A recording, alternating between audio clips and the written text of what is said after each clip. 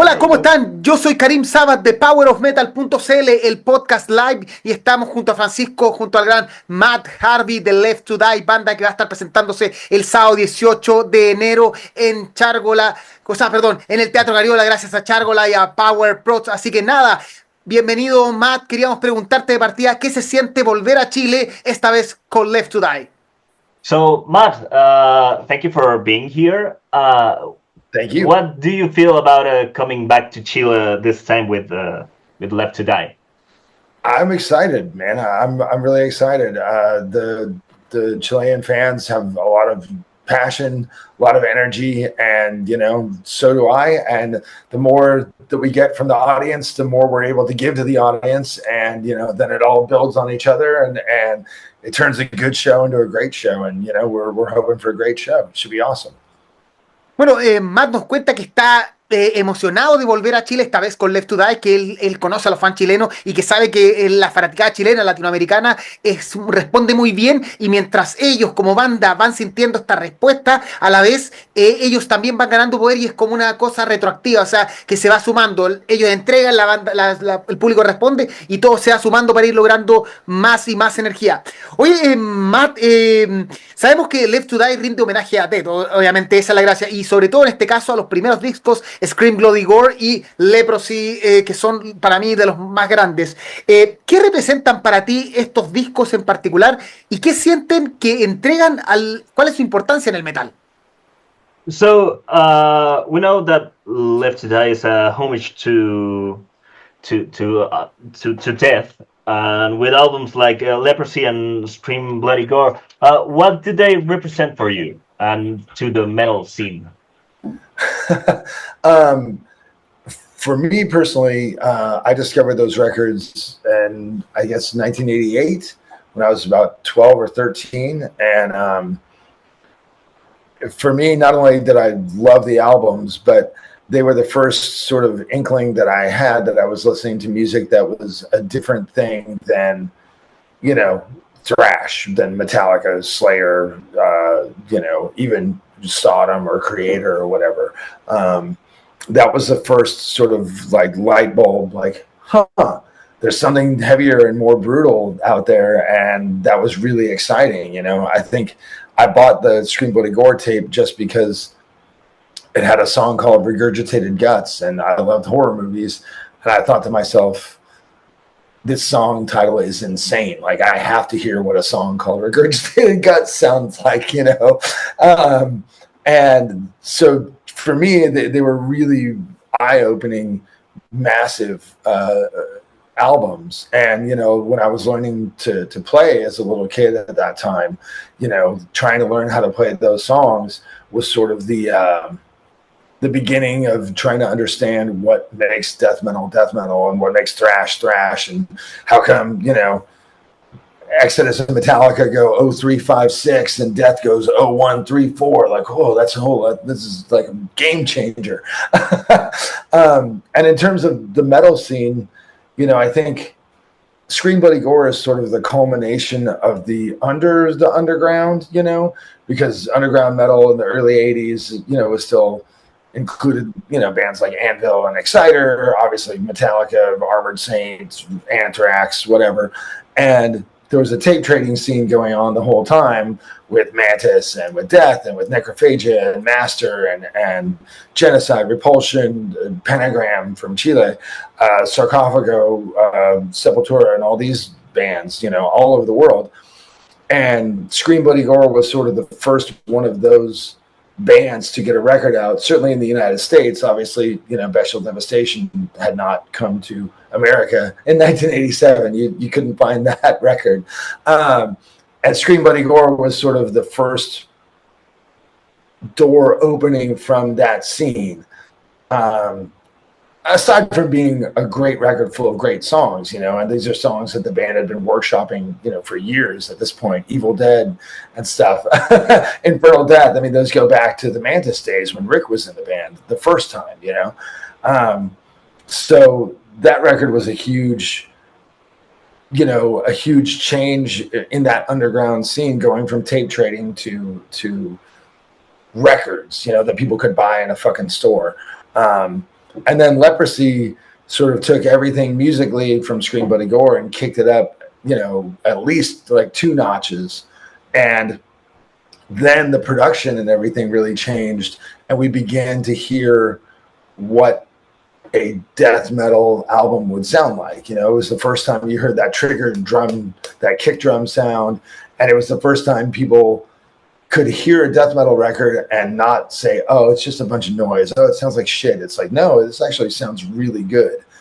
And presenting this extreme music in this more professional way in 1988 was just an absolute game changer.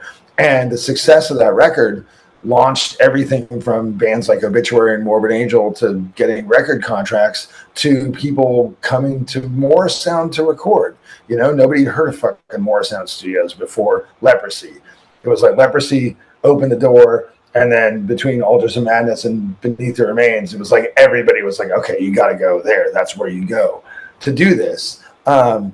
And none of that would have been possible without Leprosy, you know? I mean, without introducing this heavier music in a more professional way to this, you know, bigger audience that had heard Rain and Blood and was like, okay, cool. So what's next? Like, what's heavier than this? And that was the answer, you know? So you really can't kind of overstate how important a record Leprosy is in terms of making the death metal genre viable, something that record labels wanted to get involved with, you know, because it was there for a long time. You know, Master almost got signed to Combat in 1985. You know, Possessed was active. You know, Hellhammer was active. You know, Genocide, Repulsion, they were trying to get a record deal in 1985, 86, and nobody would touch them. Death was the first American band to break through that barrier and make it so all these other bands, whether it's Amon or Executioner or Morbid Angel or whoever, was able to get signed and find an audience. You know, Death planted that flag. So. Bueno, va a ser difícil resumir todo esto, pero en el fondo tengamos claro que Matt descubrió a Death con Scream Bloody Gore el año 98, cuando tenía 12, 13 años. Dijo que él conocía obviamente el thrash, Metallica, Slayer, pero esto era distinto, una forma más brutal. De hecho, dice que vio las canciones y Hated Guts, fue como, oh, ¿qué es esto? Esto me representa, y estas letras, esta mono de música lo llevó a otro nivel. Además, él plantea que este disco marcó una pauta de cómo era el death metal en ese tiempo, pero lo importante viene que abrió la puerta, y que después con Leprosy llegó a otro nivel, porque fue a agarrar lo que había hecho Scream Bloody Gore, lo que había hecho desde Scream Bloody Gore, a otro nivel de producción, que hizo que al final se abrieran las puertas que estaban cerradas para el death metal, sobre todo en Estados Unidos. Ya había death metal en otros países, había, por ejemplo, el nombre a Pentagram en Chile, Sepultura en Brasil, pero en Estados Unidos todavía estaba un poco cerrado. Y lo que pasa con Scream Bloody Gore, y en especial con Leprosy, es que llevó a tal nivel el sonido, la forma de producción, la forma de brutal que se planteó, que los sellos se encontraron con algo que se vendía y que era respetable, y abrieron las puertas a otras bandas que habían estado años esperando, Morbid Angel, Possessed, que habían estado ahí tratando de lucharla. Gracias a Leprosy y al sonido brutal que llevó a otro nivel, se planteó el crecimiento y el nacimiento del death metal en América, que llevó a otro nivel. Así que creo que eso es el mejor resumen que puedo hacer. Oye, preguntémosle a Matt, ¿cómo surge esto de Left to Die? Porque en el fondo, una cosa es decidir, yo quiero tocar death metal como lo hace con Exhumed, y otra cosa es decidir, yo voy a juntarme con gente que estuvo en estos tremendos discos y decir, hagamos un homenaje a Chuck Schuldiner, y hagamos un homenaje que valga la pena como el Left to Die. Okay, so Matt, how did the idea of this tribute to death, Left to Die, came to be? Contacting these musicians that were on these amazing albums and telling them, let's do something with this legacy and let's bring it up now. Well, basically, not to make it into a whole extremely long story, but basically I sort of got tangentially involved with all this on the first Death to All tour. I think Stefan from Obscura was supposed to come and play, but they didn't get his visa, and so they called me like just not even like it was like a week before the tour, and asked to sing and play some songs. And anyway, that was just sort of like a weird. It was very different than the Death to All now, which is like a band thing, and this was just sort of like a circus. And anyway, so I did those shows, and that was a lot of fun, and I met some people I knew, some people I met, and then later on I met Gus when he was actually out drum teching for Sean Reinert with Death to All, and Exhumed played with them, and Gus and I got to talking, and we're like, this is really cool what they're doing and keeping Death's legacy alive. I love Death, you love Death, blah, blah, blah. And we kind of just were talking like, man, wouldn't it be cool if they were to call, Rick and Terry or, even James Murphy or Chris Ryford and get them involved with it? That'd be so cool. And we were like, man, we would love to be in that band. Like, that'd be really fun. This is like 10 years ago now. And we just kind of laughed and we're like, oh, well, hey, maybe we'll just make our own Death tribute band and we'll just write our own songs. That'd be funny. And then I ended up writing a song and sending it to him. And that was the beginning of Gruesome. And so then playing in Gruesome, Gus and I were tapped to do a show with Terry and James Murphy, where we played Spiritual Healing. And, Rick saw the show and he thought it was pretty cool. And Rick hit up Terry and was like, you think those guys would want to do something with Leprosy? Because that would be fun, And so Rick and Terry just kind of talked it through, and then they asked us. And of course, Gus and I were both like, yeah, of course. Like, duh, let's do it. And, we just kind of were like, well, let's see what happens. And we put together a short US tour, and it ended up doing really well. And we ended up getting along well, and we felt like we were playing the songs, correctly and doing the songs justice. And so we've just kind of continued on, and now here we are.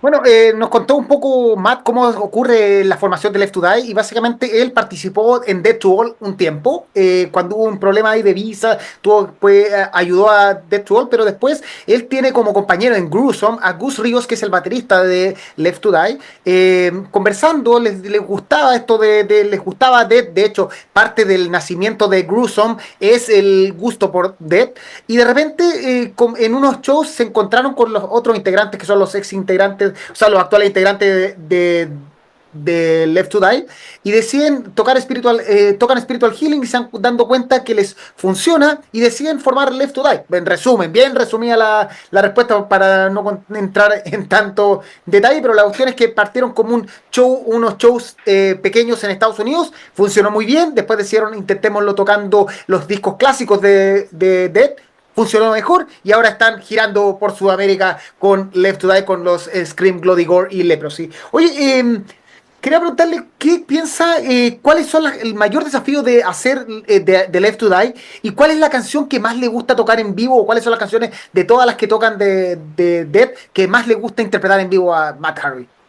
So, Matt, what would you say is the biggest challenge of making this project, Left to Die? And what is your favorite song to play? Your favorite Death song to play with Left to Die? I guess there's two challenges. One is to work out the scheduling, because Terry is very busy with Obituary, and then Gus and I are busy with Gruesome, and then I'm also busy with Exhumed. So it's a real challenge just to figure out when the fuck we can actually play shows. That's probably the hardest part. And then, personally, on a personal level, the challenge for me is that obviously nobody can fill Chuck's shoes. That is not a thing. That's not possible. So, I really want to make sure that I'm playing the songs as accurately as I can and playing the guitar solos as accurately as I can every night and singing all the fucking words right. You know, if we're doing an exhumed gig and I forget a line, I can just go, and it's like, oh, whatever. It's just my lyrics. I don't care about that. But these are Chuck's lyrics, and he's no longer with us. So it is, you know, I feel a sense of responsibility as a fan and also to the other fans, because I know that if I was in the audience and I was watching and I was like, I would be like, wait a second, that's not right. Come on, man. I paid good money to be here. Like, I want to hear the songs the right way. You know, if Rick or Terry plays a wrong note, it's not a big deal. They were there the first time. They get that. So for me, I really feel like, you know, I feel a bit of pressure to make sure that I'm being respectful to Chuck and to his fans, you know, because the people are there to hear his music. They're not there to hear my music.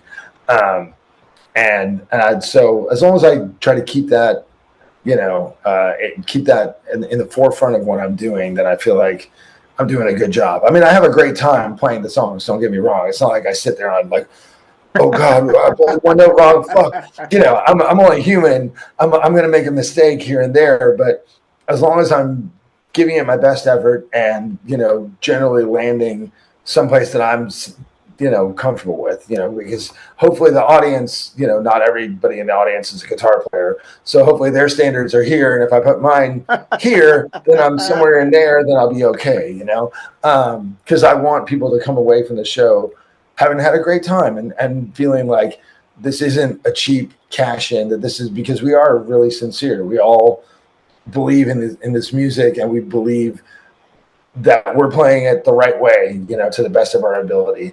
And you know, I want people to feel that when they leave. I want them to go home happy and to feel good about it, not being like, that was pretty cool except for that one, you know, because that sucks. We've all been to gigs like that, and that sucks, you know. I'm a fan, so I'm in the same position as the people in the audience, and I just, as long as I keep that in mind, I think we're doing okay. Bueno, le he preguntado a Matt directamente que le entendieron cuáles son los mayores dificultades de hacer esto de interpretar lo que es Left to Die. Y él dice que primero la agenda, o sea, tratar de coordinar las agendas de todos los integrantes para tocar en vivo, porque es un proyecto que a él le encanta, pero es difícil coordinarlo con con sus trabajos, con sus otros trabajos. Y lo segundo es lo difícil que es rellenar los zapatos de Chuck Schuldiner. En el fondo él sabe que no es Chuck Schuldiner, pero quiere llegar ahí, igual que Gus, que es el otro integrante que no son miembros originales de Dead, y sentir que la gente entienda que este es un show que es lo más cercano posible a ver a Dead, y que la gente se vaya con la sensación de que vieron a Dead en vivo y que no vieron una mala copia. Entonces él hace lo mejor, tiene que tratar de buscar la manera de que la gente sienta que está en ellos el espíritu de Dead original. Eso básicamente. Oye, ¿cuál es la canción que más le gusta? What is your favorite song to play with? Oh, my favorite song? It's a tough one. You know, I really like Choke on It a lot, which was weird because when we started playing these shows, I mean, I like the song a lot, obviously, but I didn't think, oh, this is the one I can't wait for. But I think it's kind of a sleeper hit, you know? I think it's one of those songs that people kind of don't realize how great it is until they see it live, because you know, it's not like one of the greatest hits or whatever. It's not Zombie Ritual. It's not Pull the Plug or Leprosy or whatever. They grow on you. Yeah, it is a grower. And I think once people experience it live, because it was a song that, you know, they played in 88, 89, and I don't think they've really played it after that. And I think when people experience it live, it's got a lot of like great peak moments. It's got a lot of parts where the audience can sing along with us and stuff. And also, I really like the solo, selfishly. Like, it's the closest solo to, like, something that I would play, so I find it really natural and easy to play and fun. And it's a great song. But they're all, I mean, literally, they're all great songs. I'm usually up there just having I feel like a kid again, just playing my favorite songs and you know, enjoying them with people that love them as much as I do, you know, the people in the audience. It's great. Yeah. Bueno, le gustan, en verdad le gustan todas las canciones que tocan, pero él destaca que Choke on It y Primitive Waves es la otra. Parece que las canciones que más le gusta y que la gente probablemente no son las canciones más famosas de Dead, pero que son canciones tremendas y que la gente cuando está en vivo se da cuenta lo tremendo que es. Oye, para ir cerrando ya la entrevista con Matt, quería primero preguntarle qué tienen que esperar los fans del show en Chile, de qué van a, qué pueden esperar de este show de Left to Die. Y obviamente preguntarle después si puede dejar algún mensaje para los fans de Chile que están ahí esperando a ver a Left to Die el próximo 18 de enero en el Teatro Cariola, gracias a Chárgola y a PowerPro.cl. Okay, so what can the Chilean fans expect from this concert? They can expect, the set list won't be too shocking or surprising, but they can expect just a night of just old school Florida death metal played the old school way. It's straightforward, it's raw, it's powerful, it's not fancy, it's not pretty, but it's gonna be a great fucking time. We love playing these songs, and we love getting that energy from the crowd to give even more, and we can't wait.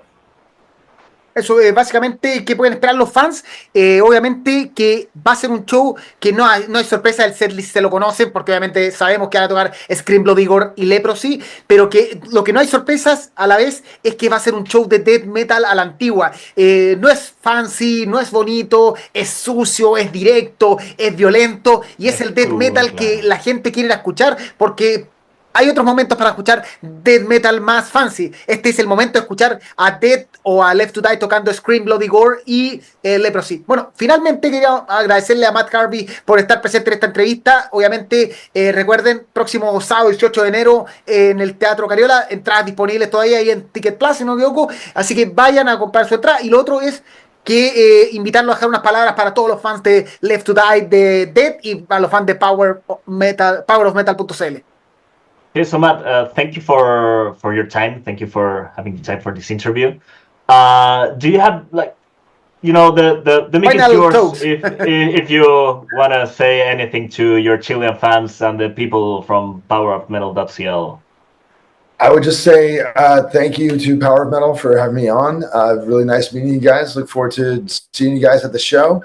And I mean, if you're a death fan, if you're an old school death metal fan, we can't wait to see you in Chile. It's going to be heavy. It's going to be brutal. It's going to be sick. It's going to be great. Así que eso.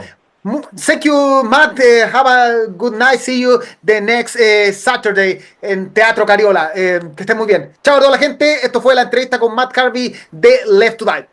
Chao. Thank you, gentlemen.